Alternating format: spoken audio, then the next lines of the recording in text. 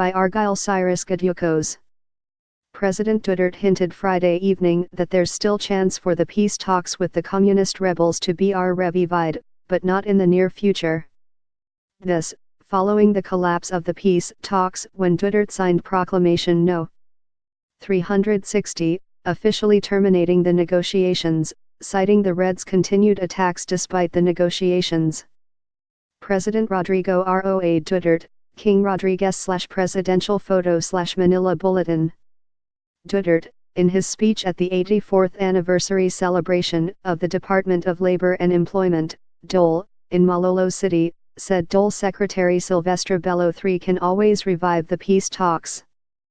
I had to stop the talks with the NPA's, New People's Army, but Bibit and company can always resuscitate it at some other time, Duterte said, referring to Bello, who is also the government's chief peace negotiator. Duterte, however, laid down one of the conditions for the NPA so the peace talks can be revived in the future. We can subsidize the talks and even the billeting, akona ang maggastos, I will shoulder all expenses. But you have to stop extorting businesses, he said. The president earlier said that economic growth in the provinces can be achieved only if there is peace and order in the land. Earlier, Bello told reporters in Clark, Pampanga, that attaining peace with the Communist Party of the Philippines New People's Army National Democratic Front, CPP-NPA-NDF, is still possible. Sinong nagsabing walan pag-asa? May pag-asa abang nabubuasi Presidente at AKO, who said there's no more hope? There's still hope as long as the president and I are alive, Bello had said.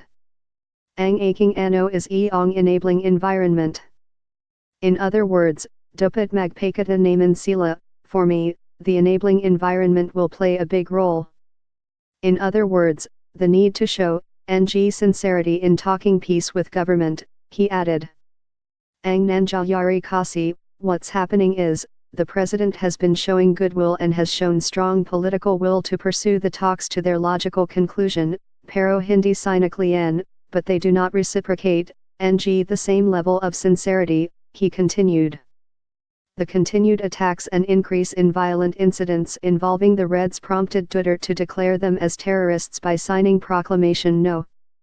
374. These attacks and incidents were also cited by the Armed Forces of the Philippines, AFP, as one of the reasons to recommend to the president to extend martial law in Mindanao when it expires on the 31st. Aside from declaring them as terrorists, Duterte also ordered the mass arrest of NDF consultants, whom he released as an act of good faith in the then ongoing peace talks. He also ordered the government forces to shoot armed NPAs as they are valid targets, or the government men risk getting shot.